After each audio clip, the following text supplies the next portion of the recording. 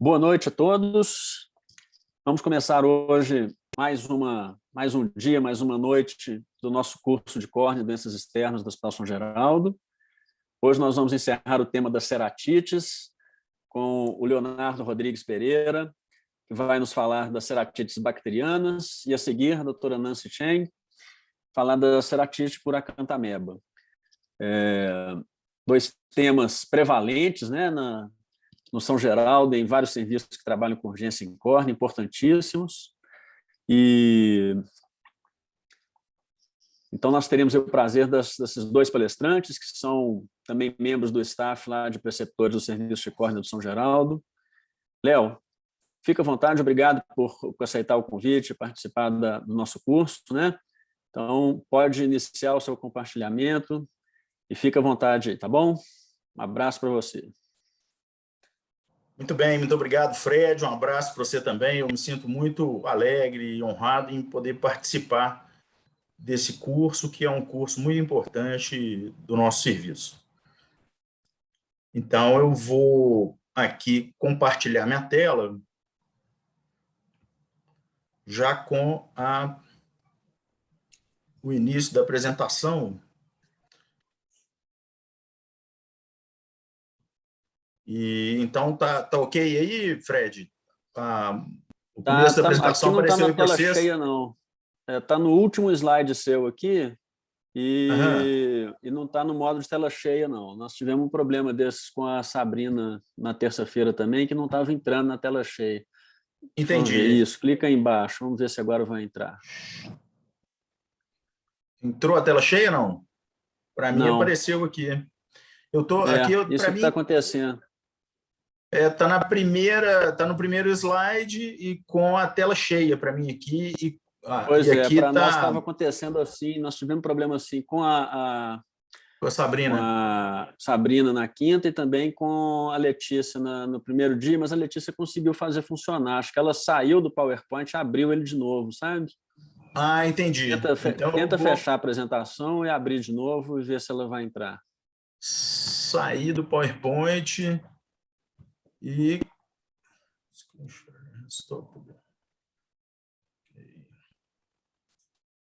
aqui entrar outra vez, não é isso? Isso.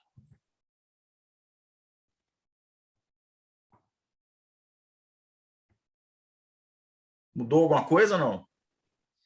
Não, é que a tela não está compartilhada ainda. Pode iniciar o compartilhamento de novo. Tá joia.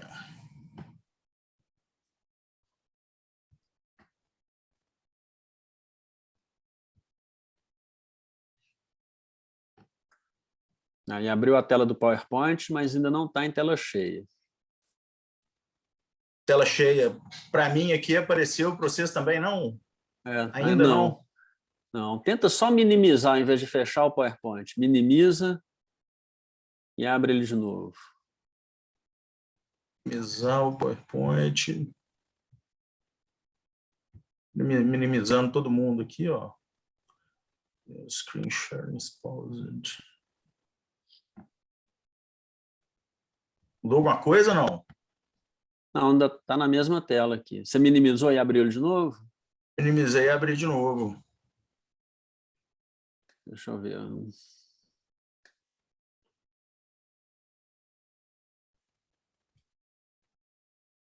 Não estou sabendo o que pode estar acontecendo esse bug aí, não, viu? Alguém tem alguma sugestão aí, gente?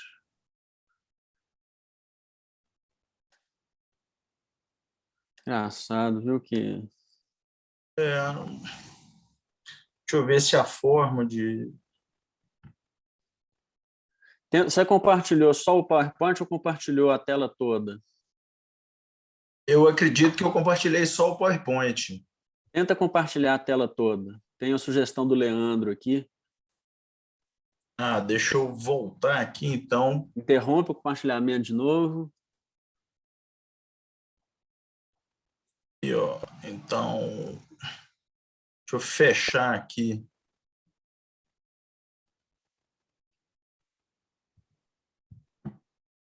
Tá. Eu acho que talvez vai ser isso aqui, ó. Ó, já. Aí, Mudou alguma agora coisa? funcionou. Agora tá ok. Então, estamos prontos para começar. Obrigado aí pelo Leandro, pela sugestão, que foi Tá. o que funcionou. Já aprendemos com Valeu, as próximas Leandro, agora. obrigado. Eu não uso o PowerPoint, eu uso o Keynote, então não sabia o que sugerir aqui nesse esquema, não. Prontinho, Léo, fica à vontade. Bom, muito bem. Boa noite a todos mais uma vez, né? Então, vou falar hoje sobre ceratites bacterianas. Muito bem, ceratite bacteriana. Ela também chamada de úlcera de córnea, mas esses termos eles não são diretamente intercambiáveis. São termos que eles podem significar a mesma coisa, porém podem significar coisas diferentes, porque uma infecção bacteriana da córnea é uma ceratite bacteriana, sem a perda do tecido. E quando há a perda do tecido, aí sim nós temos uma úlcera de córnea. Pode ter uma úlcera sem infecção bacteriana, e a infecção bacteriana da córnea, ela é uma entidade grave, uma doença grave que pode levar à perda da visão. Muito bem, como etiologia, nós temos as úlceras infecciosas da córnea, e elas podem acontecer por uma infecção por fungos, por vírus, por micobactérias e protozoários, sendo que as por bactérias são as causas mais comuns de ceratite bacteriana, de ceratite sendo as bacterianas as mais comuns. Elas podem ser gram-positivo ou gram-negativo, sendo que 80% dessas ceratites elas são por estafilococos, streptococos e pseudomonas. Certas bactérias têm o poder de penetrar no epitélio íntegro da córnea. A gente pode citar a Neisseria, Corynebacterium, Shigella e Listeria. Como fatores de risco, nós temos que observar que para o aparecimento, para o acometimento da córnea por bactérias, uma ceratite bacteriana, nós temos algumas condições que levam a essa entidade, como a ruptura da integridade do epitélio da córnea, com trauma, corpos estranhos, lesões químicas e térmicas sendo responsáveis por esses traumas diretos, o uso de lentes de contato, sendo que a literatura fala que de 19% a 42% dos casos de úlcera de córnea bacteriana se dão por conta do uso inadequado das lentes de contato em pacientes que fazem uso noturno dessas lentes com desinfecção inadequada ou nadam com lentes de contato. As soluções oculares contaminadas, como colírios ou solução fisiológica, soro fisiológico, contaminados, eles também têm implicação importante no aparecimento de uma ceratite bacteriana. Mecanismos de defesa ocular alterados, seja por imunossupressão tópica ou imunossupressão sistêmica, alterações na superfície da córnea, como olho seco, desvio da pálpebra, entrópio, ectrópio, lagoftalmo, com exposição da córnea, da superfície corneana e o olho seco subsequente também, levando à alteração dessa superfície. E o edema de córnea também pode proporcionar uma superfície alterada e uma lesão que possa propiciar a infecção por uma bactéria. Suturas soltas também na superfície ocular e na córnea, com infecções adjacentes, como blefarite e ceratite viral ou uma outra forma de infecção, pode levar a uma infecção mista e uma ceratite bacteriana, consequentemente. A gente tem associações por faixa etária nesses fatores de risco, sendo que as pessoas mais jovens elas são mais suscetíveis a trauma, e o trauma, inclusive, pelo uso de lente de contato. E as pessoas mais idosas, elas são portadoras de doenças crônicas da córnea ou da pálpebra, levando a olho seco, ou trauma cirúrgico prévio por uma outra afecção qualquer no olho, e a ceratopatia bolhosa.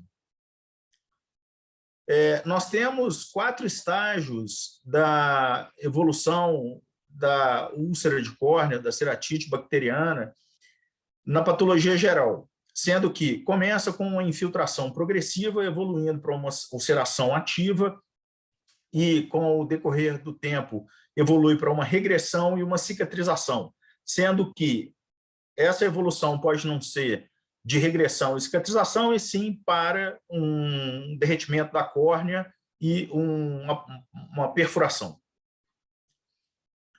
A fisiopatologia das ceratites bacterianas, ela nos mostra que, raramente, em olhos normais, com o epitélio íntegro, nós teremos a possibilidade de uma ceratite bacteriana, a menos que seja uma infecção por uma daquelas bactérias que tem o poder de penetrar o epitélio íntegro.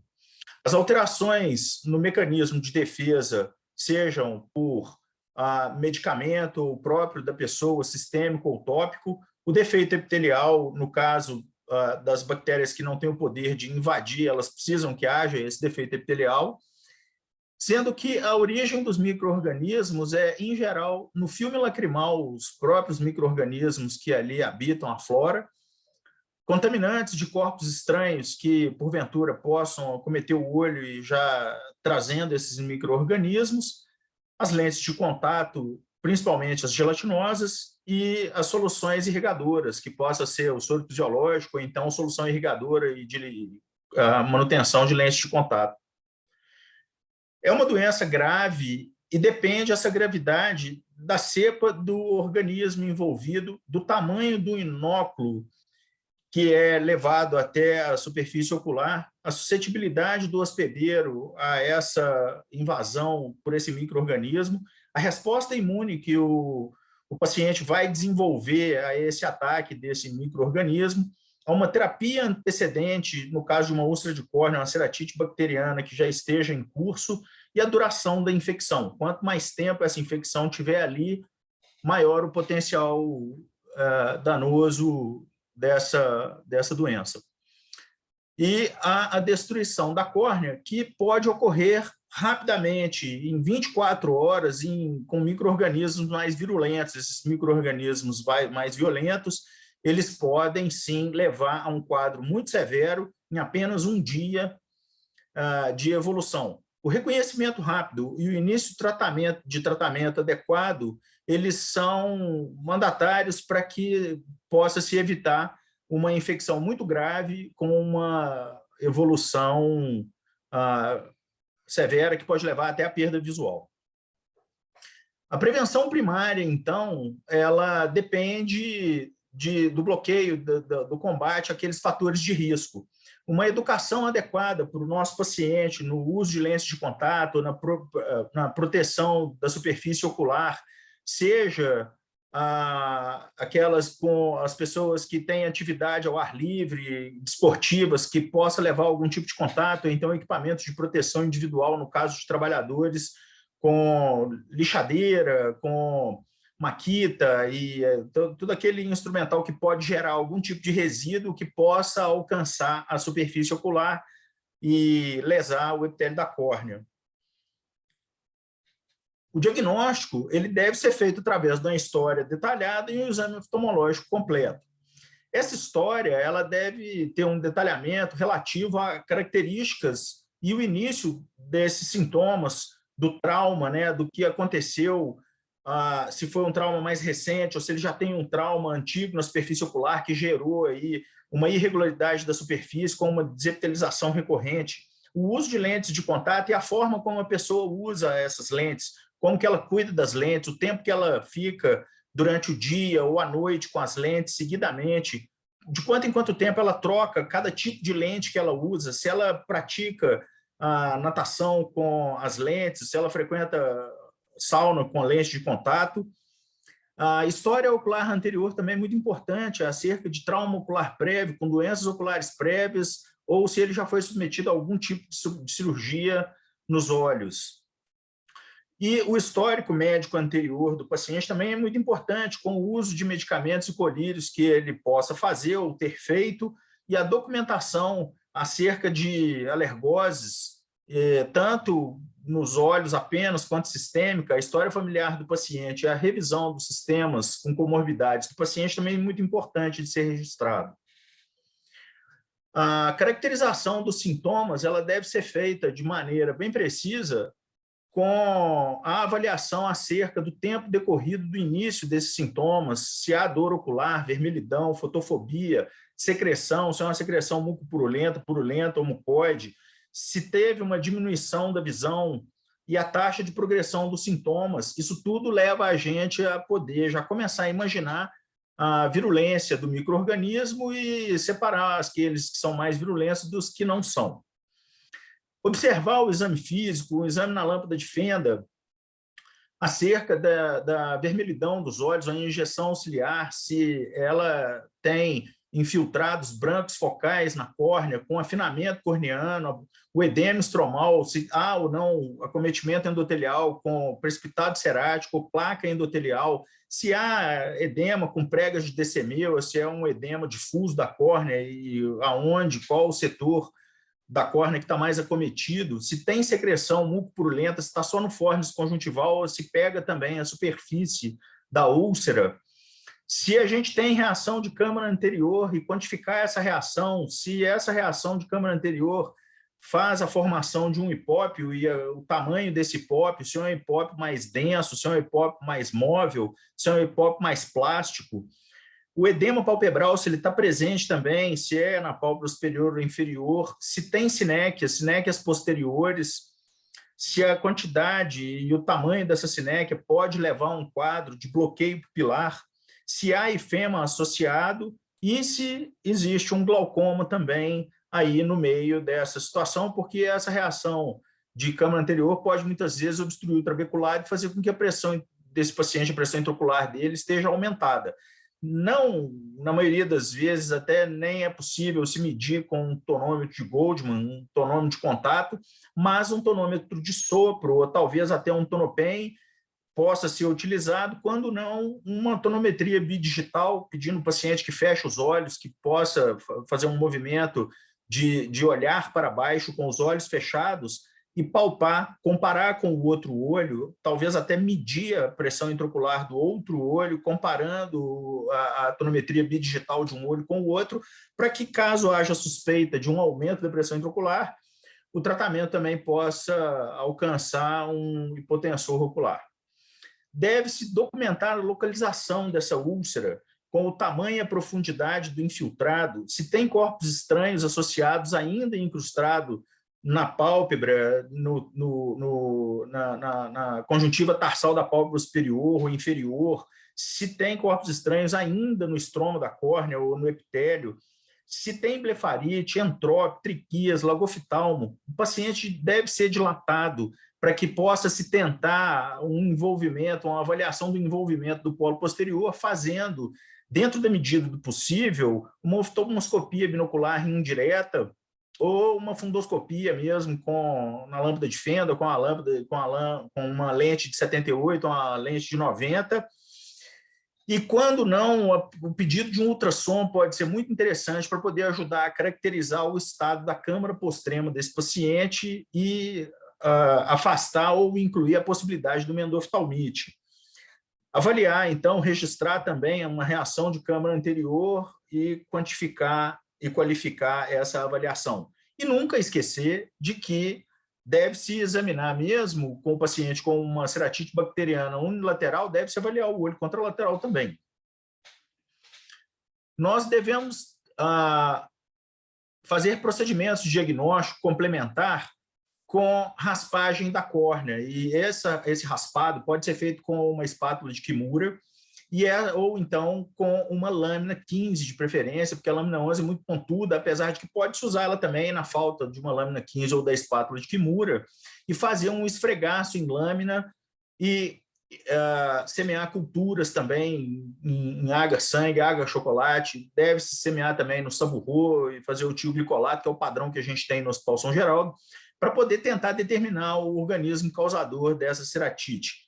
E sendo bacteriana, qual a bactéria que possa ser a causadora, inicialmente com uma ideia através da lâmina e depois confirmando com a cultura, sendo que deve ser feito em todas as úlceras grandes e alcançar o estroma médio e talvez até o profundo, mas com muito cuidado para poder não aprofundar ainda mais e provocar uma descemetocele ou então até mesmo a perfuração da córnea desse paciente. Isso é uma ameaça da visão muito importante. Então, todas essas coisas devem ser feitas de padrão para que a gente possa alcançar a possibilidade do melhor tratamento possível. Aquelas úlceras de natureza crônica também devem ser raspadas e feito o esfregaço e as culturas. A gente recebe no Hospital São Geraldo muitas vezes pacientes que já vêm tratando de outros serviços ou de outras cidades e que chegam no Hospital São Geraldo numa condição muito avançada dessas ceratites. E aquelas atípicas também devem ter como padrão esse raspado de córnea para esfregaço e cultura. E aquelas que não respondem ao tratamento, elas devem ser feitas ou repetidas quantas vezes necessário para poder tentar elucidar o porquê que clinicamente está havendo uma falência no tratamento. Sendo que pequenos infiltrados que não coram podem, às vezes, ser tratados com antibiótico de amplo espectro sem a necessidade da raspagem. Às vezes você tem uma úlcera muito pequena, inicial, e que está ali na média periferia, paracentral ou então periférica, que com o uso inicialmente de uma fluoroquinolona de amplo espectro, a gente tem condição de tratar a úlcera, o paciente melhorar sem a necessidade dessa raspagem. Muito bem, esses testes de laboratório, como eu comentei com vocês, a gente precisa considerar de fazer esse raspado antes de iniciar antimicrobianos. Há quem advogue até de fazer o raspado mesmo sem o uso de colírios anestésicos, por conta dos conservantes. É muito difícil o paciente tolerar, já vem sentindo muita dor, porque a córnea ela tem uma inervação muito intensa, e aí, a menos que aquelas terminações nervosas já tenham entrado em necrose, e aí o paciente não sente porque já não tem mais terminações nervosas, normalmente ele chega já sentindo muita dor. Esse raspado, então, como a gente está fazendo de rotina no nosso serviço, encaminhado para o GRAM, para a cultura e uma cultura com um antibiograma. A gente tem diagnóstico diferencial muito amplo, muito vasto, com essas ceratites bacterianas. Ceratites infecciosas de outras etiologias entram aí nesse diagnóstico diferencial. Inicialmente, cada uma delas até meio termo de andamento da evolução das ceratites, a gente tem como fazer um diagnóstico diferencial clínico bem feito, de uma úlcera viral, uma úlcera herpética, para uma úlcera por acantameba ou fúngica e uma ceratite bacteriana. Mas a partir do momento que a ceratite bacteriana ela fica muito avançada, que tem ali já uma extensão grande, com um melt importante, muitas vezes é muito difícil a gente clinicamente chegar a um diagnóstico diferencial preciso com relação a essas outras etiologias. Úlceras não infecciosas entram nesse diagnóstico diferencial, síndrome do olho seco, a exposição à ceratopatia neurotrófica, doenças autoimunes como artrite reumatoide, ceratoconjuntivite primaveril, deficiência de vitamina A, hipersensibilidade estafilocócica e cicatrizes redondas e brancas de corpos estranhos antigos, removidos e antigos, entram nesse diagnóstico diferencial das ceratites bacterianas também. A gente tem aqui algumas imagens só para poder ilustrar, é claro que ao longo da prática clínica, e depois cada um fazendo uma pesquisa a respeito dessas imagens, vai poder sedimentar melhor esse quadro de ceratites bacterianas. Essa figura da letra A, por exemplo, ela pode entrar um diagnóstico diferencial de ceratite fúngica, né? Ela tem 3 pontos de infiltrado ali, e aí as características de infiltrado das ceratites bacterianas para ceratite fúngica, desepitelização e a forma de evolução, ela própria de cada uma dessas entidades. Então, a condução. A gente tem como tratamento geral descontinuar o uso de lente de contato naqueles pacientes que têm a lente de contato. Inclusive, cabe a gente salientar também que as próprias lentes de contato e o estojo das lentes de contato, elas podem ir como material de cultura também, para poder fazer uma avaliação a respeito dessas lentes como sendo o veículo transmissor aí, ou carreador desses micro-organismos. Iniciar antibiótico tópico, medicação oral para dor e antibiótico oral em casos de úlceras muito profundas ou que estejam envolvendo a esclera também nessa infecção. A terapia médica, ela então envolve a antibiótico terapia tópica de amplo espectro até que o resultado das culturas estejam disponíveis. Adequada ao risco da perda visual potencial, sendo que as úlceras periféricas pequenas, que não coram tão intensamente, elas podem ser tratadas com uma fluoroquinolona a cada 2 a 6 horas. Mas aquelas úlceras com defeito epitelial e reação de câmara anterior importantes, aí sim a gente deve usar uma fluoroquinolona a cada hora, 24 horas por dia, sendo que eu gosto muito de iniciar o tratamento com uma dose de ataque com 5 em 5 minutos, 3 vezes, depois 15 em 15 minutos, mais 3 vezes, e aí sim, a partir daí, depois de ter alcançado uma concentração inibitória mínima, logo na primeira hora, que seja uma concentração inibitória mínima já presente ali naquela superfície ocular acometida, de hora em hora por 24 horas. Eu não gosto de usar de hora em hora até dormir, e na hora de dormir eu vou e passo de 3 em 3 horas, acorda só uma vez de madrugada para poder pingar, porque quadros de ceratite bacteriana muito severos ou moderadamente severos, que não são tratados de maneira muito rigorosa, eles tendem a evoluir com complicação. As úlceras grandes, bem grandes, ou com risco de perda para a visão, ou no eixo visual, ou muito profundas, com infiltrado muito denso, elas com uma reação moderada a grave da câmara anterior, elas devem ser tratadas com colírios fortificados a cada hora, intercalados. A gente faz, então, uma cobertura aí de padrão no Hospital São Geraldo de amicacina com vancomicina fortificados, inicialmente, e que deve ser usado meia hora um, meia hora outro, meia hora um, meia hora outro, 24 horas por dia, e esse tratamento é um tratamento que merece um acompanhamento médico diário até que haja uma resposta evidente na reavaliação do paciente. E aí a gente deve avaliar o tamanho do defeito epitelial, o tamanho e a profundidade do infiltrado, o grau de dor que o paciente tem, a resposta da reação da câmara anterior, e aí sim, reduzir os antibióticos apenas quando a úlcera melhorar. Outro hábito também que eu não gosto de ter é ir diminuindo a frequência da antibiótico terapia, da posologia, da quantidade de vezes que pinga-se o colírio no olho do paciente, à medida que a úlcera vai diminuindo. À medida que a úlcera vai diminuindo, ela está respondendo ao tratamento naquela posologia. Se eu começo a afastar a frequência de aplicação da medicação no olho do paciente, eu tenho a chance de que eu vou estar começando a criar até uma resistência bacteriana àquele antibiótico que eu estou usando. Então, eu vou de hora em hora até a úlcera melhorar. E a úlcera melhorar não significa a úlcera estar melhorando, significa que a úlcera melhorou completamente. O epitélio fechou, a gente não tem um infiltrado mais tão importante, aquele infiltrado já começou a virar um leucoma, ele já tem muito mais queratócitos ali fazendo uma cicatrização do que as células de defesa atacando o micro-organismo, e já não tem mais a presença do micro-organismo. Aí sim, reduzir a antibiótico terapia e até parar mesmo o tratamento.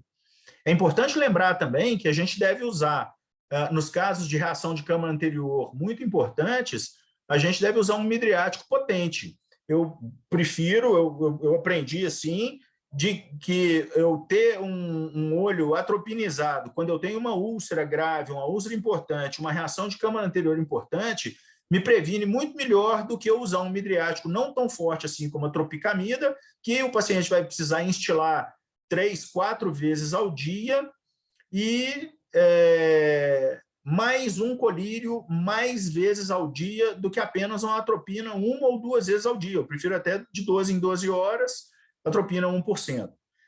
A gente pode usar também um lubrificante ocular para poder tentar dar um pouco mais de conforto para o paciente. E como esse lubrificante ocular, eu gosto de um lubrificante que não tenha conservante, porque ele pode ter uma liberdade maior de usar o lubrificante ao longo do tempo, e eu não tenho o risco de fazer uma toxicidade de superfície com o conservante, então prefiro um lubrificante sem o conservante, mesmo porque os colírios de antibiótico e a atropina, eles não têm uma substância que seja lubrificante. Eles têm ali um antibiótico, um veículo para aquele colírio, mas eles não têm um lubrificante. Então, mesmo que ele está pingando um colírio de hora em hora ou de meia em meia hora, aquele colírio não tem uma propriedade lubrificante. Muito bem, dentro desse acompanhamento médico, se ele piorar ou não melhorar, eu preciso, então, como eu já comentei, fazer uma nova cultura, fazer uma nova avaliação. E adicionar antibióticos fortificados se ele não estiver fazendo uso desses antibióticos. Pensar até na possibilidade de fazer um antibiótico subconjuntival, uma injeção subconjuntival de um antibiótico que seja o micro-organismo sensível àquele antibiótico, ou até mesmo considerar uma biópsia, levar ele para o bloco cirúrgico e biopsiar a córnea dele para poder tentar descobrir melhor aquele micro-organismo, porque muitas vezes as culturas vêm negativas, a lâmina também vem sem a presença de nenhum micro-organismo. Muito bem, pode ser necessária a hospitalização desse paciente. A gente tem com frequência no Hospital São Geraldo, por ser até uma referência para esse tipo de caso, a hospitalização de pacientes com úlcera de córnea bacteriana, com ceratites bacterianas graves.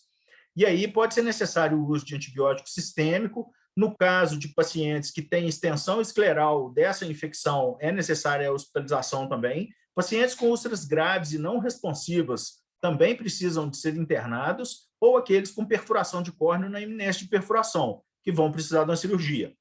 Há também a questão social de pacientes que eles não estilam medicamentos, eles não conseguem retornar no serviço todos os dias para poder fazer um acompanhamento, ou então eles não são aderentes ao tratamento, ou mesmo não conseguem, por motivos diferentes, né, ou até mesmo por questão social, não comprar a medicação. A cirurgia está indicada em pacientes que têm perfurações, uma descemetocele, uma perfuração iminente, ou então perfurações reais mesmo.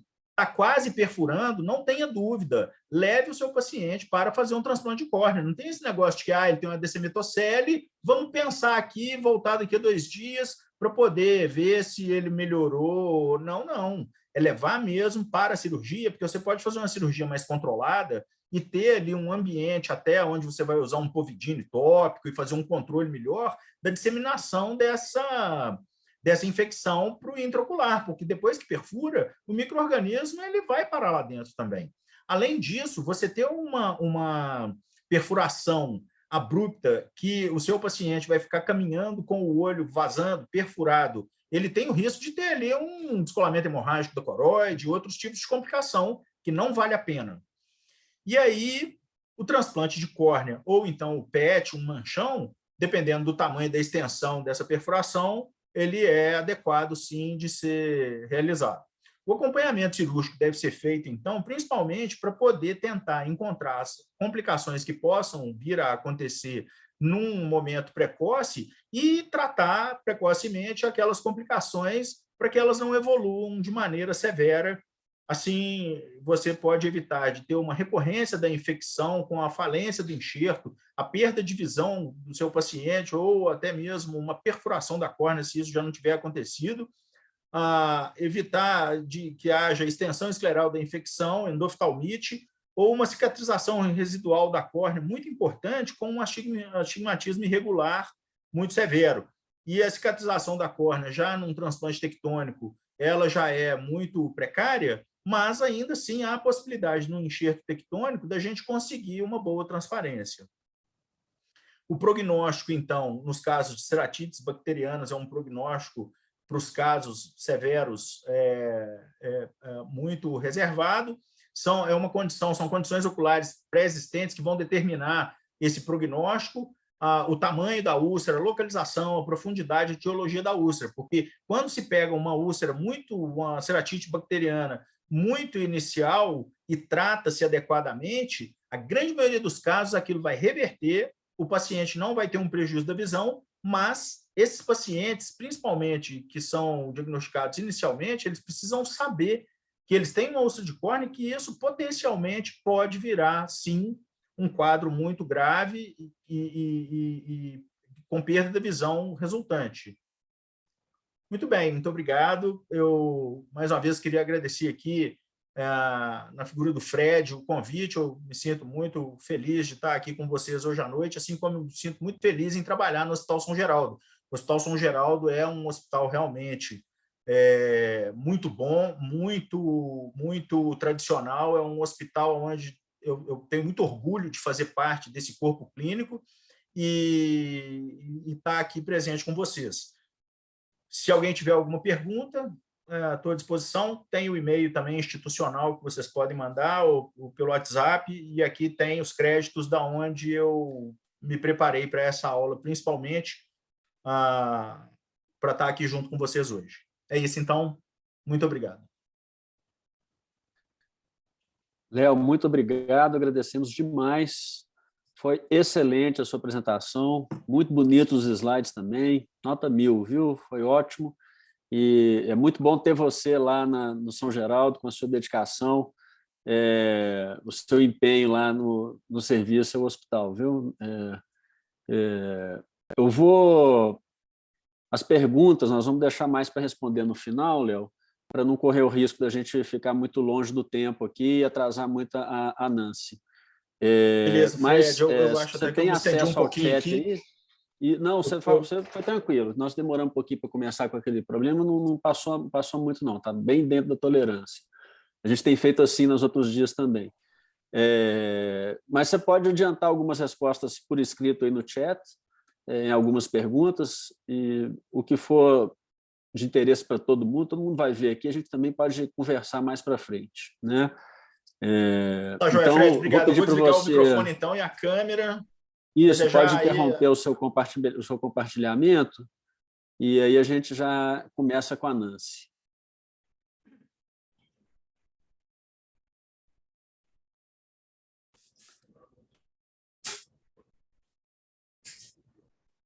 E, Nancy, tudo bom?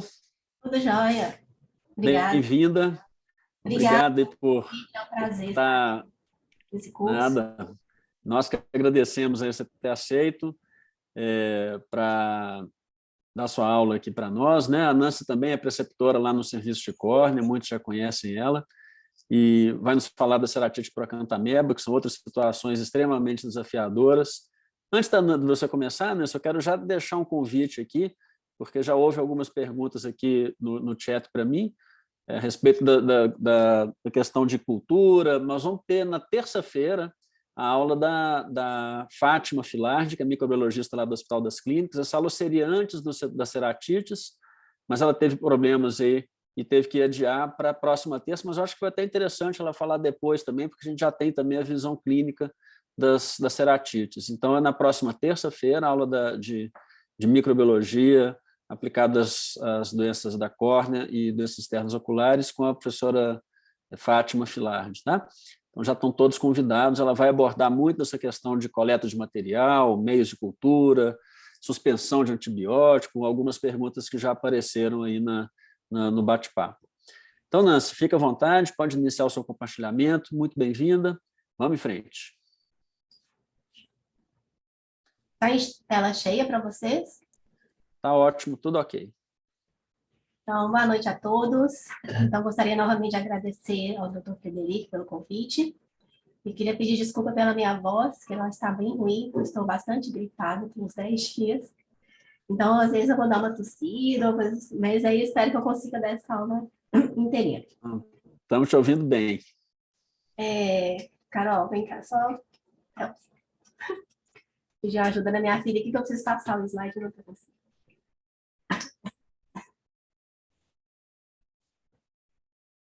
Então, não tem nenhum conflito de interesse nessa apresentação. Então, o patógeno acantameba, ele é um protozoário, ele é um eucariota unicelular, significa que ele é uma célula que tem um núcleo que fica dentro de uma membrana, que é separado do seu citoplasma. Ele é um parasita de vida livre, então ele não precisa de um hospedeiro. E ele é um parasita oportunista e onipresente, né? Existe em todos os lugares do planeta. E principalmente é encontrado nas regiões que tem água doce ou salobra, no solo e no trato respiratório superior. O primeiro caso descrito de ceratite por acantameba foi em 1974, e além em pacientes imunocomprometidos, ela pode causar uma infecção sistêmica, como dermatite disseminada, infestação visceral, de pulmões, rins, útero, próstata, e também pode causar encefalite. Então, nessa imagem à esquerda, a gente vê são formas da acantameba de trofozoítos. Então, a cantameba é um patógeno que causa uma infecção muito séria por causa desse tipo de ciclo de vida dela, que ela possui duas formas de vida. O trofozoito, que é a forma móvel ativa, que é a forma infectante, mede em torno de 15 a 45 micras, e é através dessa forma que o patógeno consegue penetrar a córnea e destruir a córnea. E ela também consegue adquirir uma forma de cisto, que é a forma dormente, que mede em torno de 12 a 25 micras, e é caracterizado por apresentar uma parede dupla, e a forma de resistência do patógeno. E também é responsável pelas infecções persistentes, porque é uma forma que é difícil de você eliminar através das medicações, e é uma forma que é resistente também, inclusive, a congelamento e a dessecação. E a cantameba, ela se multiplica-se por bipartição, e geralmente ela se alimenta de bactérias e dos ceratócitos.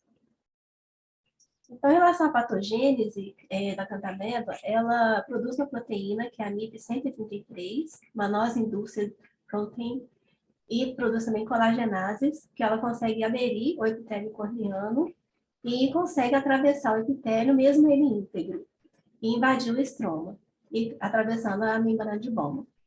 E ela consegue migrar para o estômago profundo, e ela geralmente gosta de ficar também nas regiões mais profundas da córnea, perto da descendente.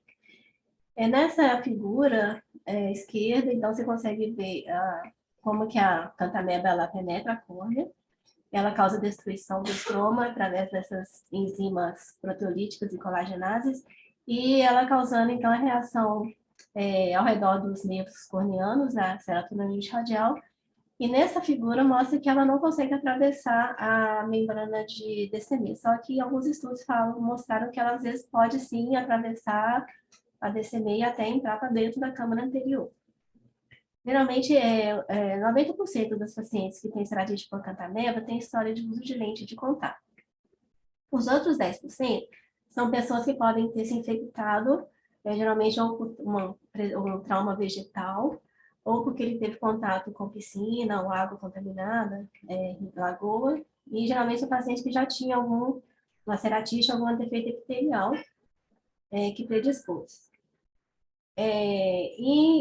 Até 1986, havia apenas, se não me engano, 2 casos descritos na literatura internacional de ceratite isolada para cantameba. A partir da década de 80, no final da década de 80, houve um aumento expressivo do número de casos por conta da introdução das lentes de contato gelatinosas. E nos Estados Unidos, em 2003, houve um surto de casos de ceratite para cantameba por causa da solução multipropósito para limpeza e armazenamento das lentes gelatinosas, chamada Complete Moisture Plus, que ela foi retirada do mercado, né, fizeram um recall desse produto em 2007.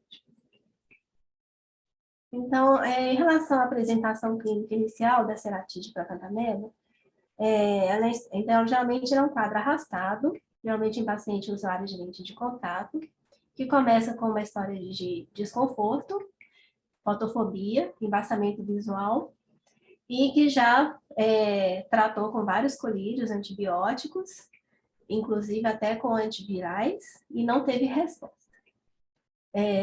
E alguns pacientes podem apresentar um quadro de uma dor ocular intensa, que é desproporcional aos achados clínicos. Então, é super importante para o bom prognóstico do tratamento que se faça um diagnóstico precoce. Esse diagnóstico precoce seriam até 3 semanas do início dos sintomas. Então, é sempre importante você suspeitar de ceratite para cantameba em todos os áreas de lente de contato, principalmente se eles apresentarem uma ceratite atípica, arrastada, que não melhora com o colírio antibiótico, ou se ele apresentar lesões corneanas de aspecto dendrítico, mas na verdade são pseudodendritos, que eu vou falar depois. E se ele tiver uma história de uso de água de torneira para limpar as lentes, ou você faz uso de soro caseiro, por exemplo. Os achados biomicroscópicos iniciais estão nessa imagem do lado esquerdo. Na letra A e letra B, você consegue ver então a presença de uma epitelite isolada. O epitélio ele fica com um aspecto cístico, granular, sem inflamação estromal. Aí na letra C, você tem a presença com a evolução da doença. Você consegue, depois de algumas semanas, você consegue ver a presença da feratoneurite radial, é onde está a seta na letra C. E o epitélio apresenta assim, irregular e o nervo corneano inflamado. Na letra D, com a evolução da doença, surge o acometimento estromal anterior, e sendo que a córnea ainda está clara ao redor. E conforme vai evoluindo, a ceratite estromal vai se aprofundando, as bordas vão ficando mais mal delimitadas. E na letra F você já tem o início de um anel, infiltrado em anel, que é com raise corneano central e com esse anel de demarcação paracentral, que é um característico de um anel imune. Então, a ceratoniolite radial é um sinal bem característico da ceratite por acanthameba, né? Você consegue ver nessas setas, essas linhas, onde estão os nervos inflamados da córnea. E os pseudodendritos da ceratite por acanthameba, que estão aqui nas figuras da direita, elas têm esse aspecto de como se fosse uma ceratite com trata que coalesceu e formou várias linhas bem finas, com bastante ramificações. Às vezes você pinga progesterina, às vezes nem cora. E elas não têm bulbo terminal, que é diferente do dendrito verdadeiro da herpes simples, que geralmente é um dendrito mais bem delimitado, com menos ramificações. E quando você cora, principalmente com a rosa bengala, você consegue ver o bulbo terminal. Agora, o pseudodendrito do herpes zoster, né, ele também tem as características dele, e também pela história e pelo quadro de dermatite, de lesão de pele em dermátomos, é totalmente diferente do quadro da acanthameba. Agora, a ceratite por acanthameba em estágio avançado, ele é quando você já tem a presença do infiltrado em anel, como nessa figura número 1, ou quando você tem a presença de um infiltrado profundo estromal, nessa figura número 2, ou quando você tem a presença de hipópio e uma úlcera corneana, que não é um defeito epitelial, e melting corneano. Aí, nesses quadros avançados, a ceratite por acanthameba, ela geralmente confunde com ceratite fúngica. E também porque na ceratite por acanthameba tem também muita presença de lesões satélites, igual na ceratite fúngica. E associados a esse ceratite avançada, você pode ter também a limbite, que é a inflamação do limbo, que geralmente ela é reacional, e a esclerite. A esclerite ela pode ser racional, ou existem casos também escritos que a própria acanthameba pode causar uma esclerite. O diagnóstico da acanthameba é feito através do raspado corneano, que geralmente é corado com guinça, Calcofluor White ou Acridine Orange, e nesse raspado, geralmente, você consegue observar mais os cistos, como nessa imagem em que o cisto foi corado com guinça, e o EC é o ectocisto, né, que é aquela parte externa da parede do cisto. E também a cultura, quando você for fazer o raspado corneano, na suspeita de acanthameba, você tem que semear uma cultura específica, que é o agar não nutriente com Escherichia coli ou Enterobacteria aerogenes, porque ela se alimenta dessas bactérias, né, para ela poder crescer. Esse é o meio de cultura que a gente não tem lá no São Geraldo, e aí depois, nessa aula da terça-feira, a gente pode ver lá com a doutora se tem possibilidade de obter esse meio de cultura. Aqui na imagem aqui da direita você consegue ver, então, os trofozoítos crescendo no meio do agar não nutriente. E existe então, uma controvérsia em relação a fazer ou não a bacterioscopia, né, ou microbiologia, ou a cultura da lente de contato e do líquido presente no estojo, porque já tem descrição de vários de presença de acanthameba dentro do estojo e na lente de contato paciente, o paciente não tem ceratite por acanthameba e não tem nenhuma ceratite. Então, pode haver contaminação é bastante, às vezes até comum ter contaminação da lente pela acanthameba. Outras maneiras de fazer diagnóstico da acanthameba seria com o PCR, que tem uma alta sensibilidade, marca 80%, uma especificidade 100%, Mas na prática clínica, ela é pouco usada e ela é mais usada em estudos científicos. E o diagnóstico histopatológico da acanthameba é bastante importante. Você pode obter o material através da biópsia da córnea ou através do botão corneano que você retira no transplante corneano. Então, nessa imagem B, onde estão as setas, você consegue ver a presença dos cistos da acanthameba em todo o estroma corneano. Na letra B, dentro do quadrado, tem a presença de um abscesso na região do limbo. E nessa região oval, circulada em oval, tem a presença de tecido de granulação na esclera, perto da parte bicárpica do corpo ciliar. A imagem C é um aumento da região da imagem B, do quadradinho, que mostra a presença de vários leucócitos polimorfonucleares agregados, que pode indicar a presença de inflamação ou de ceratite em atividade. E na região D, mostra a presença de acúmulo de monócitos, vasos sanguíneos congestos e fibrose, que aí pode indicar mais a presença de cronicidade ou a presença de reparação.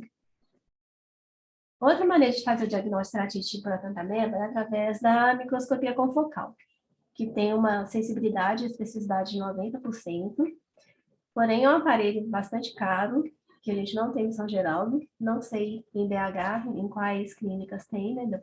Talvez o doutor Frederico possa falar para a gente depois. E ela é dependente do aparelho, principalmente do examinador. Existem dois aparelhos, existe o aparelho HRT, fabricado pela Heidelberg, que já parou de ser fabricado, mas ele é um aparelho que tem muitas pessoas que gostam muito dele ainda, e o aparelho Confoscan, fabricado pela Nidec. Então, na microscopia confocal, você consegue ver os cistos e a ceratomiolite. Então, ele auxilia no diagnóstico, junto com a história e com o quadro clínico, e auxilia no planejamento cirúrgico, por exemplo, quando você for fazer transplante de córnea, se você quiser saber se a região mais periférica, da onde você vai trepanar, se ainda tem cisto ou não, você pode fazer a microscopia confocal antes. Então, aqui é uma imagem, então, de como você consegue ver os cistos na microscopia confocal. Aqui na imagem A, você consegue ver os cistos como se fossem objetos arredondados, hiperreflexivos, sem a parede dupla. Na imagem B, os cistos com a parede dupla.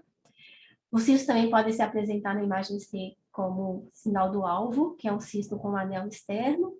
Na imagem D, os cistos podem se apresentar em anel de Sinnett, que é um cisto que tem um anel externo hiperreflexivo e o centro escuro. Na imagem E, você consegue ver os cistos aglomerados. E na imagem I, por exemplo, você consegue ver uma fileirinha de cistos. Existe uma imagem bastante característica do cisto também, que é a J, que é o cisto na forma de grão de café. E a ceratomiolite radial, na microscopia confocal, você vê através, a imagem fica dessa forma, como se fossem parecendo umas imagens hiperreflexivas meio especuladas, que são inflamação ao redor dos nervos corneanos. Então, os fatores de mau prognóstico da ceratite por acanthameba é quando você faz o diagnóstico tardio, ou quando você já tem a presença de limbite, esclerite ou até escleromalácia, você tem um afinamento corneano, você tem um infiltrado em anel, um hipópio ou melt, ou quando você tem também a presença de midríase, catarata e glaucoma, ou em pacientes imunossuprimidos. E quais são as complicações da ceratite por acanthameba? Uma delas é essa presença dessa midríase, catarata e glaucoma. Nos estágios avançados, por causa da inflamação da câmara anterior, por causa da ilite, começa a formar uma membrana iliana, e essa membrana ela se contrai e causa midríase, puxa a pupila, dilata, e causa o ectrópio uveal, e também a atrofia iliana.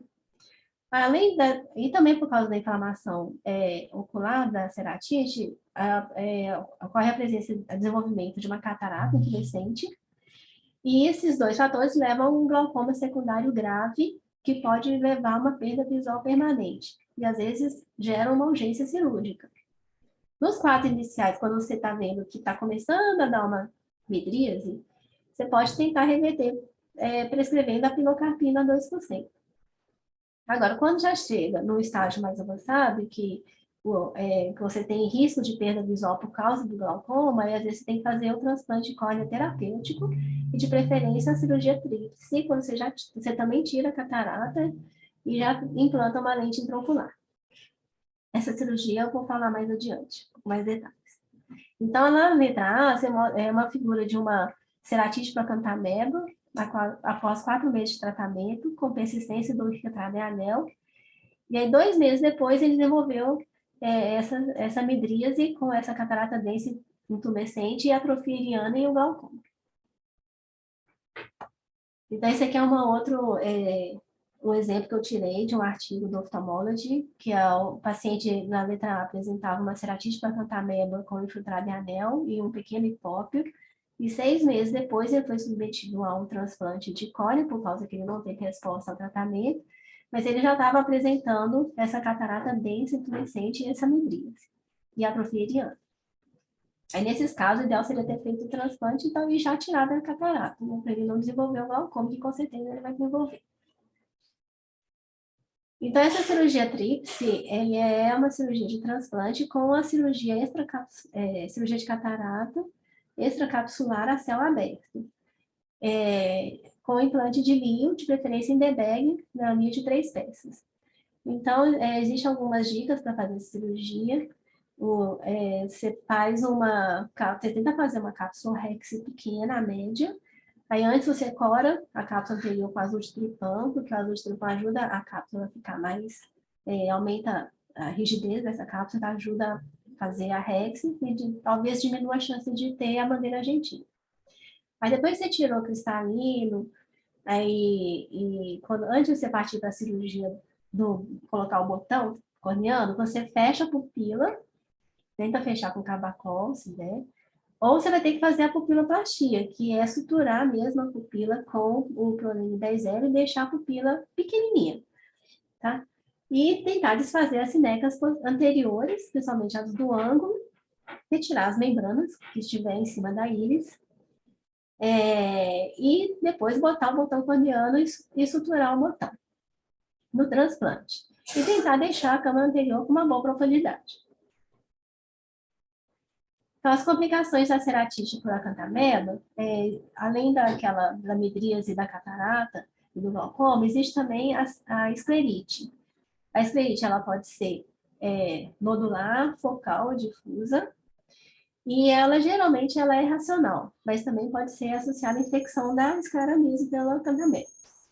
Nos casos leves a moderados, você pode pingar o colírio acetato de prednisolona, 1%, e prescrever anti-inflamatório não hormonal. Já nos casos moderados a graves, além do colírio de acetato de prednisolona, você passa também a prednisona oral, ou até é necessário, às vezes, passar os imunossupressores, como ciclosporina, azatioprina e micofenolato. Em muitos pacientes que apresentam uma esclerite importante, com afinamento escleral e observação da úvea por transparência através da esclera, que tem um prognóstico bastante ruim, às vezes você fazendo um transplante córnea terapêutico, a esclerite melhora, por causa que a presença da ameba ali na córnea faz com que a esclera tenha uma inflamação reacional. Outra complicação também que acontece no caso de ceratite por acantameba é a endoftalmite. Nessa imagem aqui na esquerda, você consegue ver um caso de uma paciente que ela fez transplante renal e ela é imunossuprimida, e ela tinha essas lesões de pele que ela tinha uma dermatite disseminada por acantameba, e ela acabou desenvolvendo essa esclerite com esse afinamento escleral importante e uma endoftalmite endógena por acantameba. Então, a endoftalmite ela pode ser por disseminação direta, ou pode acontecer após um transplante tectônico terapêutico, em que você acaba levando a acantameba para dentro do olho, que é o que a gente chama de transplante a quente, ou ela pode ser também endógena. E outras complicações que podem acontecer são corioretinite, oclusão da artéria central da retina e oftalmia simpática. Então, agora o tratamento da acantameba, os objetivos do tratamento é tentar matar rapidamente os trofozoítos, tentar eliminar os cistos a longo prazo Evitar os efeitos colaterais e a toxicidade das medicações, tentar controlar o processo inflamatório, e geralmente esse tratamento ele é a longo prazo. A média é de 5 meses, mas existem casos na literatura que já chegou a ser tratado por 26 meses. E o mais importante, então, é iniciar o tratamento precocemente. O tratamento da cantameba, ela se baseia em tratamento tópico, como a biguanida, que é a primeira linha, é o colírio de primeira linha. Existem 2 tipos de biguanida. A polihexametilene biguanida, que é o PHMB, na concentração de 0,02% a 0,06%, ou a clorexidina, na concentração de 0,02 a 0,2%. Ele é o colírio de primeira linha porque ele age bem tanto contra trofozoítos e cistos. E a biguanida você consegue manipular aqui no Brasil. Lá pela oftalmos eles conseguem fabricar. Agora, as diamidinas, existem o isotionato de propanidina, que é 0,1%, que é o Brolene, ou a hexamidina, que também é 0,1%, que é a dexomedina. Eles agem melhor contra os trofozoítos. Eles não são muito bons para matar os cistos. E, além disso, eles não são fabricados no Brasil. Você tem que mandar importar, sendo que só o Brolene que tem a importação permitida aqui para o Brasil. E, além disso, eles são geralmente mais tóxicos do que as biguanidas. Então, o tratamento inicial, você usa uma biguanida com uma diamidina, de hora em hora, durante 48 horas, 2 dias e 2 noites. Então, o paciente vai ficar sem dormir durante 2 dias, só pingando colírio de hora em hora. Aí, a partir do 3º dia, ele passa a pingar de hora em hora, só no período de vigília, que, por exemplo, das 8 à meia-noite, ele faz esse tratamento por mais 7 a 10 dias, e depois disso ele diminui para 2 em 2 horas, só no período de vigília, por mais 2 a 4 semanas, e vai fazendo a redução gradual conforme vai melhorando ou não a ceratite. E a manutenção é de 100 em 6 horas. Então, você pode prescrever apenas uma biguanida ou associar a biguanida com a diamidina. Em relação à toxicidade, os colírios, eles possuem o cloreto de benzalcônio, que é bastante tóxico, e ainda mais quando é usado nessa frequência, aí existe uma dica que você pode mandar o paciente manipular os 2 primeiros frascos com o cloreto de benzalcônio, porque ele ajuda a matar a ameba também. E a partir do 3º frasco, você pede para ele manipular sem o cloreto de benzalcônio. E para tratar a dor, você pode usar os colírios cicloplégicos, os anti-inflamatórios não hormonais e opioides, como paracetamol e codeína. E tentar evitar o corticosteroide tópico, porque ele, in vitro, ele mostra que ele causa encistamento da cantameba. E, geralmente, se você for necessário você prescrever ele, que você comece a prescrever pelo menos, esperar pelo menos 2 semanas de tratamento antiamebiano para depois começar a prescrever o corticosteroide tópico. A miltefosina, ele foi aprovado nos Estados Unidos, a gente não tem ele no Brasil. Existe ele na fórmula tópica nos Estados Unidos e na forma oral, que ele é usado mais quando existe aqueles casos resistentes a tratamento. Ele aqui no Brasil, ele é usado para tratamento de leishmaniose em cães, em humanos. E ele é teratogênico, além de ser hepatotóxico e nefrotóxico. E no começo ele causa uma piora da inflamação ocular e ele é um medicamento de altíssimo custo. Então, em relação à toxicidade medicamentosa na ceratite com a cantameba, quando você suspeita da presença dessa toxicidade, você pode suspender as medicações tópicas, todas elas, durante 3 a 7 dias, e avaliar se a superfície ocular melhorou. Se teve uma melhora, se melhorou, e pode ser que aquela alteração na superfície era só toxicidade, aí você continua observando. Se teve uma melhora inicial seguida de uma piora, Aí você tem que avaliar se existe ainda a doença em atividade ou se ainda é só uma reação imune. Aí vale a pena você fazer uma nova coleta do raspado craniano para ver se ainda tem a catameba. E no caso, se ainda tiver, você reinicia o tratamento do começo, como eu mostrei, com os colírios, uma biguanida, de hora em hora, porque ela é menos tóxica do que a diamidina. Então, as sinais de toxicidade medicamentosa são ceratite pultata, que ultrapassa o limbo e a área do infiltrado, quando você tem a presença de uma falência límbica, quando você tem presença de panos e neovascularização periférica, presença de hiperemia conjuntival e quando você tem um defeito epitelial persistente. Então, esse aqui é um exemplo de um paciente nos Estados Unidos que foi tratado com metilfosina oral e com um colírio, uma hexamidina. Na figura A, ele tinha uma recidiva de ceratite pacantameba estromal, depois que ele havia terminado o tratamento convencional, aí foi introduzida a metilfosina oral na dosagem de 50 miligramas 2 vezes ao dia. Aí, 3 semanas depois, surgiram novos infiltrados estromais e aumentaram a dosagem da metilfosina para 3 vezes ao dia.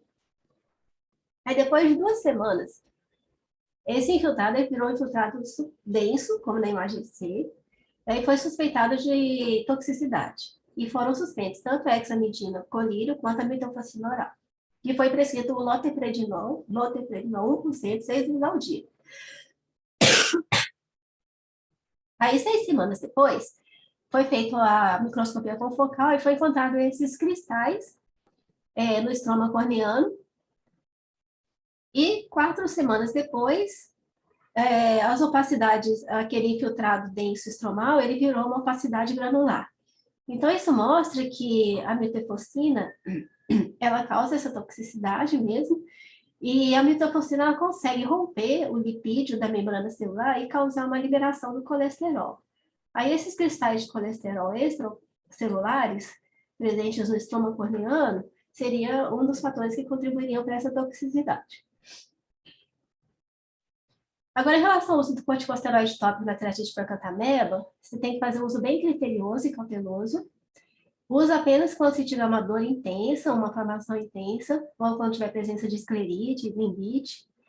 Você deve iniciar só 2 semanas após o início do tratamento amedicida. E, geralmente, prefere-se começar com um acetato de prednisolona 0,12%, que é, por exemplo, o Ester-MD. Ele é preferível a dexametasona, porque a prednisolona ela penetra melhor na córnea. E aí você tem que continuar o tratamento amedicida pelo menos mais 2 a 4 semanas após o término do corticosteroide. Agora, e o tratamento para os casos graves e resistentes à cantameba? O que mais a gente pode fazer além dos colírios tópicos? O crosslink. Existem estudos falando que o crosslink é eficaz para tratar a cantameba, como nessa imagem, dessa úlcera de 3,5 por 3,7 milímetros, com essa limbite, que foi tratada com 2 sessões de crosslink com riboflavina, e houve a regressão da ceratite e melhora da infecção. Só que vários oftalmologistas eles não gostam de fazer o crosslink por causa que ele acaba fazendo uma compactação das lamelas do colágeno, das lamelas da córnea, e isso acaba dificultando a penetração das drogas antiamebianas. Agora, a crioterapia, eu vou falar mais adiante. Existe também a terapia fotodinâmica com a Rosa Bengala, que também é um tratamento novo, que eu acho que começou a fazer estudos com ela em 2018. E em casos graves resistentes, a gente também tem que acaba tendo que fazer o transplante terapêutico. Então, a crioterapia, geralmente, ela pode ser feita antes do tratamento do transplante terapêutico. Ela mata bem os trofozoítos, agora os cistos não se sabe se consegue matar bem, né? Acaba que pode ser que não mate todos os cistos. E tem que sempre associar com tratamento clínico. Você pode avaliar antes com a microscopia focal onde está presente, né, a acanthameba e fazer a crioterapia nos locais da córnea onde estiver. E é feita, então, esse double freeze thaw a menos 80 graus Celsius, que é uma dupla fileira de crioterapia. Aí você deve fazer crioterapia em toda a superfície corneana, por 2 a 3 segundos, evitando o limbo, e ela tem como complicações, pode causar falência endotelial e límbica. Em casos mais graves e mais resistentes, em casos de perfuração corneana, ou em casos que você tem a catarata e a midríase, às vezes é necessário você fazer o transplante de córnea quente. Você deve evitar ao máximo de fazer esse transplante a quente, porque você pode acabar levando a acanthameba para dentro do olho. O ideal seria você certificar que não há cistos nem trombocitos na córnea periférica ao botão que você vai trepanar. Aí você pode fazer uma microscopia confocal antes para ver. Mas 5% desses pacientes que têm sargento de acanthameba grave, eles têm culturas positivas persistentes, por causa daquela presença daqueles cistos, né, na periferia, e esses cistos são difíceis de serem eliminados. E o DALK, ele é controverso também em caso de transplante terapêutico, por causa que existem estudos que mostram que a acanthameba, o cisto dela gosta de ficar na profundidade do estômago corneano, pertinho da DCB. E você fazendo a DALK, você acaba podendo deixar os cistos ainda no olho do paciente. Então, quando realizar o transplante de córnea, você vai realizar só quando tiver perfuração corneana, o melt corneano extenso, quando tiver aquela presença de midríase, catarata e glaucoma, quando a ceratite não for responsiva à medicação após vários meses, e quando você tiver esclerite, que às vezes com o transplante acaba melhorando a esclerite. Então, o transplante terapêutico de acanthameba você tem que fazer no tamanho mínimo necessário para tirar só o infiltrado. Isso porque você tem que tentar manter o máximo da córnea receptora, porque esses pacientes, geralmente, eles são submetidos a vários retransplantes, né? Então, às vezes, você faz o primeiro transplante, aí recidiva a acanthameba, aí você tem que fazer outro transplante, e às vezes depois você tem que fazer um transplante óptico para dar a visão de volta ao paciente. Então, você tenta tirar só o infiltrado, de preferência, se der, você faz a microscopia confocal antes para ver, avaliar bem onde que está aí na acanthameba, faça crioterapia prévia. E o transplante penetrante é preferível ao DALK. O DALK seria indicado mais no caso de transplante óptico, que você tem certeza que a ameba já foi eliminada. E aí, quando você retira o botão do paciente, você manda 1/3 para a cultura, 1/3 para o anátomo patológico e 1/3 devolve para o banco de olhos. Então, no pós-operatório de transplante de córnea, nas primeiras 3 a 4 semanas, você continua tratando com uma biguanida, que pode ser clorexidina ou o polihexametileno biguanida, de 2 em 2 horas. E só, sem a diamidina. E o acetato de prednisolona 1%, Predforte ou Ester ou Optipred. Na frequência que você achar que seja mínima necessária para manter controlada uma reclamação. Aí, se a cultura do botão der positivo, você tem que tratar no mínimo por 6 meses. E se a cultura der negativo, aí você pode tratar só por mais 1 mês. Então, muito obrigada. E desculpa pela minha voz.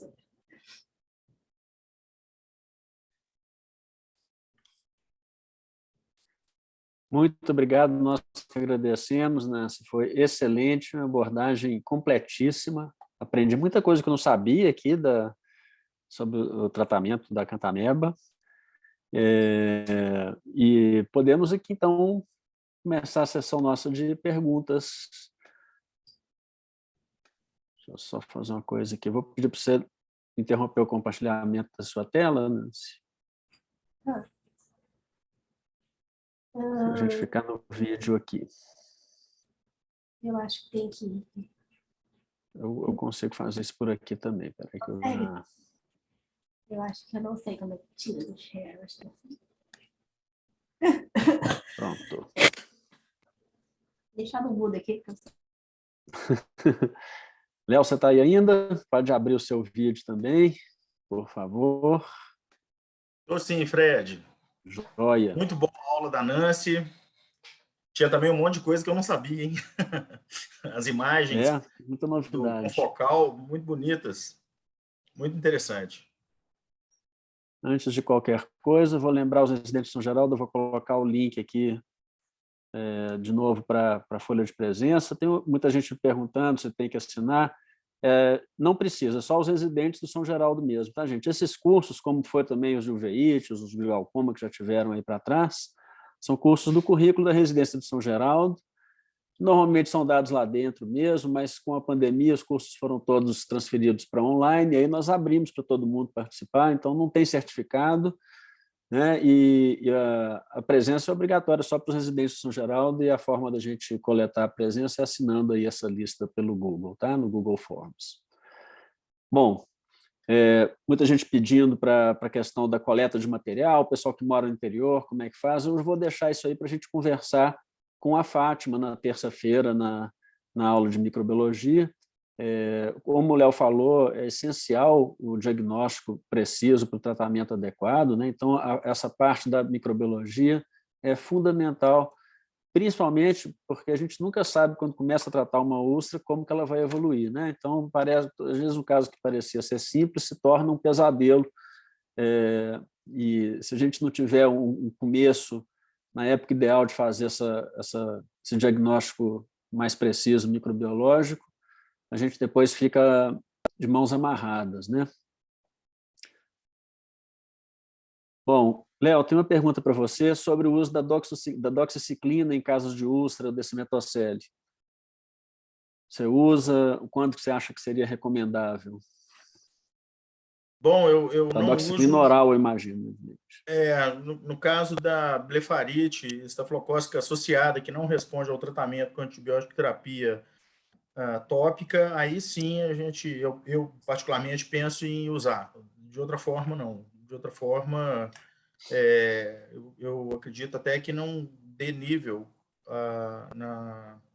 na córnea, e também essa modulação, no caso das metaloproteinases pela doxiciclina na córnea, ela seria mais apropriada nos casos daqueles traumas químicos, onde a córnea tem um sofrimento ali por causa da ação de uma substância química, e aí não com uma infecção bacteriana.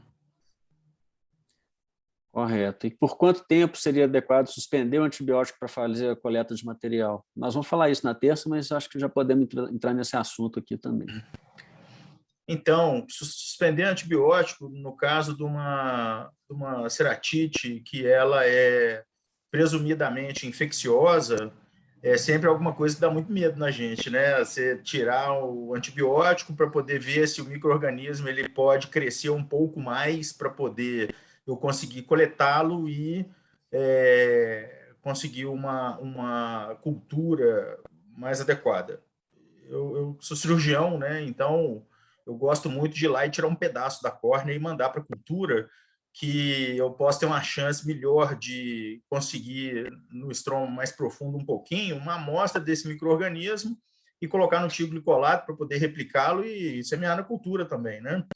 Mas 24 horas eu acredito que seja um período razoável, assim, de um racional para que se possa conseguir que esse micro-organismo ele possa proliferar um pouco mais e a gente conseguir uma amostra dele melhor para a cultura. Joia. E recobrimento conjuntival, você acha que tem algum espaço em alguma situação? Recobrimento conjuntival, ele pode ser muito interessante quando você não tem córnea, né? Você tem uma córnea tectônica e a gente, graças a Deus, depois do advento dos bancos de olhos, a gente tem, com certa facilidade, sempre uma córnea tectônica na geladeira do banco de olhos aqui do MG Transplante, fica logo do lado do hospital, fica dentro do pronto-socorro João 23.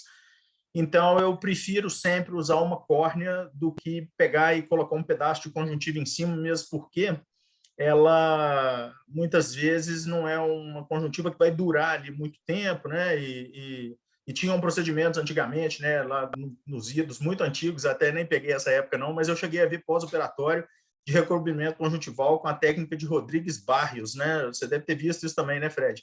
que fazia uma raquete assim da conjuntiva tarsal, rodava aquele retalho, pregava em cima da córnea, aquele negócio até caiu em desuso isso daí, né? E a membrana O Joel amniótica... fez alguns casos na minha época lá disso daí. Pois é, então ficava aquele negócio pendurado assim na pálpebra, né, e tudo. Então, com a fartura, né, entre aspas, agora diminuiu bastante essa fartura, mas para a córnea tectônica sempre tem. Então, a córnea, na minha opinião, eu sempre tive melhor sucesso com a córnea para poder recobrir uma superfície que está ou na amnésia de perfuração ou perfurada. E a membrana amniótica, na época... Desculpa. Não, pode concluir. A membrana amniótica, no caso, já emendando aí a membrana amniótica, parece que tem aí também uma pergunta a respeito. Isso. Ela, no momento agora, ela passa por uma aprovação aí da Anvisa, que tem um protocolo extenso, inclusive para uso em cirurgia plástica, e aí o CTB, se não me engano, ele tem lá um estudo avançado já para poder liberação dessa membrana amniótica, tanto em uso em cirurgia plástica quanto na oftalmologia.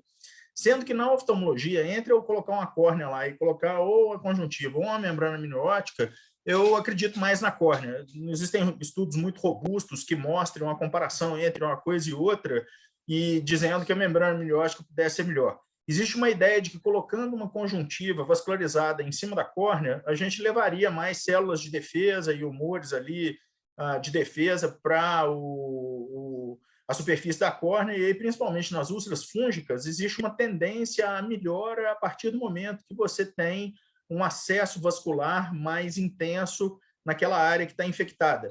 Mas também não é alguma coisa assim que seja consenso entre todo mundo, existe essa predisposição de se aceitar que isso seja bom, mas atualmente a gente não tem usado membrana amniótica. Eu cheguei a ver membrana amniótica com a Patrícia, você deve ter visto isso antes de mim um pouquinho lá no São Geraldo, e a Patrícia preparava as membranas, deixava lá no freezer do Evaldo, se não me engano, tinha um freezer lá dentro da córnea, não sei se você lembra disso. Tinha lá até o material para poder fazer lâmina, né? Fazer grã ali, tinha uma pia com um tanque que podia corar as coisas e fazer a lâmina logo na hora, e tinha também essa membrana amniótica, que não tinha esse protocolo tão extenso assim, né? Então, mas depois disso parou-se de usar. Para conseguir uma membrana amniótica hoje em dia, eu acho que tem que comprar, tem que vir de outro lugar, né? Eu acho que nos casos infecciosos é sempre complicado você usar alguma coisa que vai tampar o que você está examinando, né? Então, a Sabrina comentou isso também na aula de ceratite fúngica, tanto o recobrimento quanto a membrana, você vai ter dificuldade em acompanhar a evolução da úlcera lá por baixo do que você colocou por cima. Então, eu concordo, quando você precisa fazer uma coisa mais agressiva, você fazer um transplante de córnea é melhor do que você recobrir com o tecido, que vai dificultar o seu exame mais para frente depois também, né? Não vai saber se está realmente melhorando ou se a sua úlcera está, ou se a ceratite está piorando por baixo, né? Tem uma pergunta sobre o uso da atropina, né? Eu lembro do doutor Fernando Trindade sempre fala que a atropina é o gesso do olho, né? Igual quando tem uma fratura, a atropina é o gesso do olho, ela alivia muito a dor. Se tem uma pergunta, se não seria melhor usar a tropicamida para poder permitir algum movimento da pupila durante o dia? Acho que você comentou isso. Acho que o ideal é a atropina mesmo, que paralisa lá, que você pinga menos, né? Mas você quer fazer algum comentário sobre essa pergunta, Léo? Só completar, talvez eu não tenha falado, que nos casos mais leves, né, que você tem uma reação de câmara anterior mais leve, que não tem sineca em formação ainda, o olho não está muito quente, aí você usar a atropina pode ser interessante, né? Tem aquelas ideias até de que a fotofobia vai incomodar mais o paciente e tudo, mas o paciente com úlcera grave ele já vem com a fotofobia intensa, né? E mais a dor ainda do ciclite, que muitas vezes é associada, que é terrível, né? Mas aí usa-se à noite, né, a atropina numa úlcera pequenininha, que tem uma reação de câmara ali muito discreta, né, 1, 2 cruzes no máximo, e aí pinga de noite, ele dá aquela movimentada à noite, quando ele acorda de dia não tem a fotofobia, né? Mas concordo com você sim, Fred, e a atropina mais poderosa para esse tipo de situação mesmo. A Nancy tinha perguntado sobre a microscopia confocal, tem outra pergunta aqui também do Matheus Hertal. Da microscopia confocal no Brasil, que eu saiba, deve ter 2 ou 3 aparelhos. Em BH, eu não sei de alguém que tenha. Que eu sabia que tinha era o serviço do professor Walton Nozella, em São Paulo. Parece que o Hope, no Recife, também tem confocal, e acho que tem algum lugar no Sul, não sei aonde, mas é realmente um exame que, nesses casos de acanthameba ele tem uma utilidade interessante, entre outros,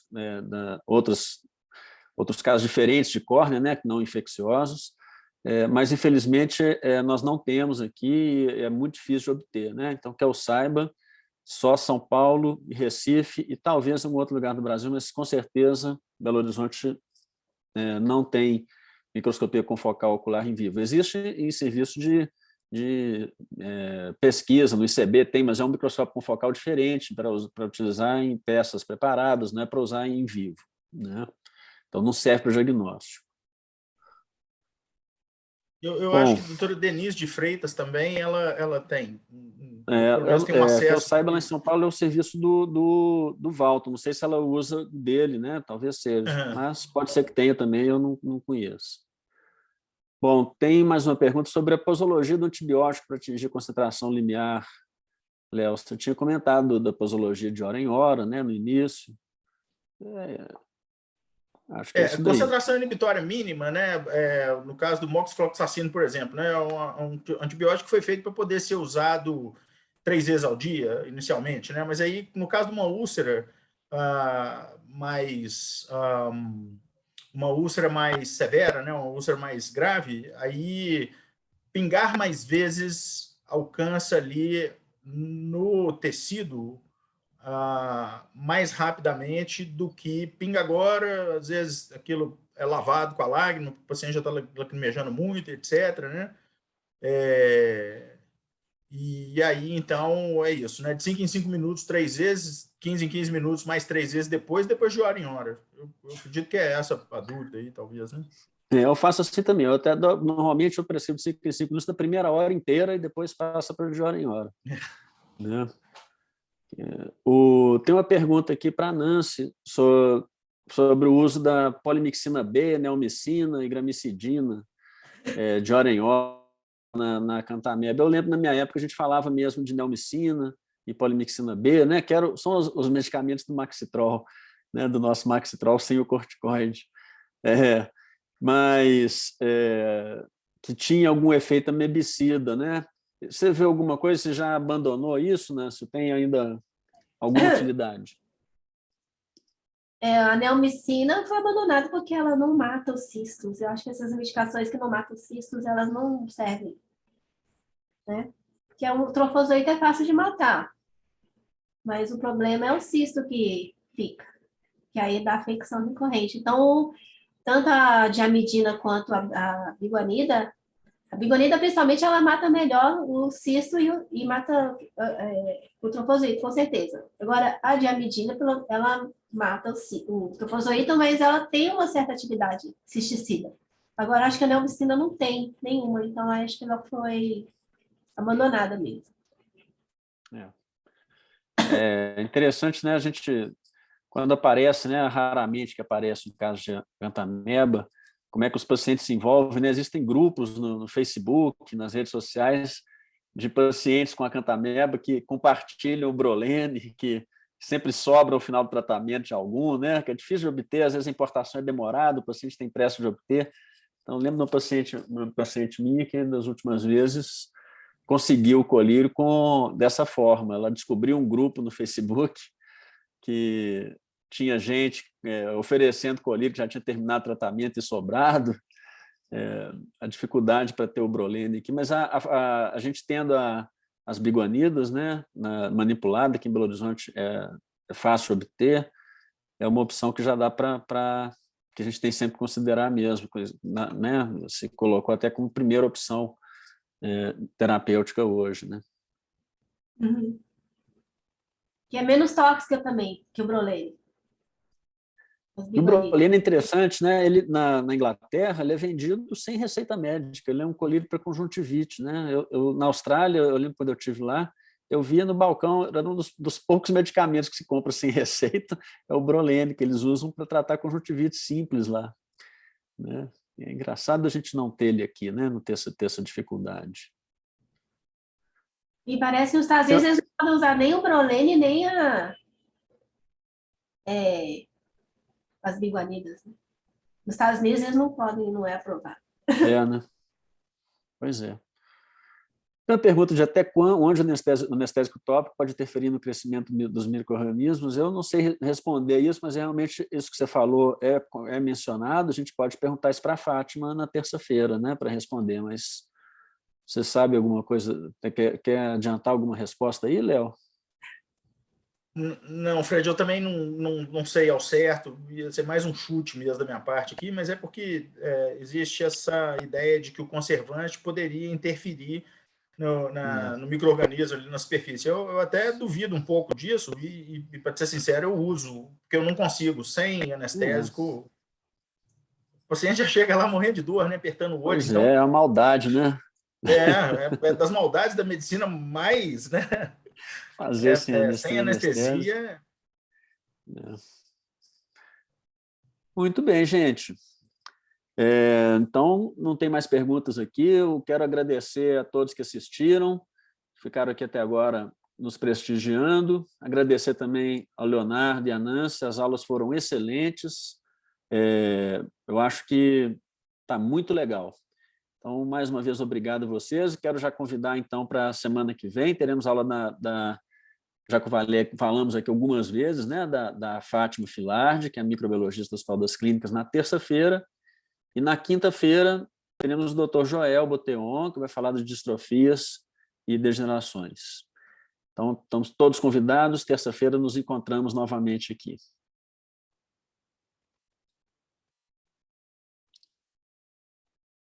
Tem mais pessoas.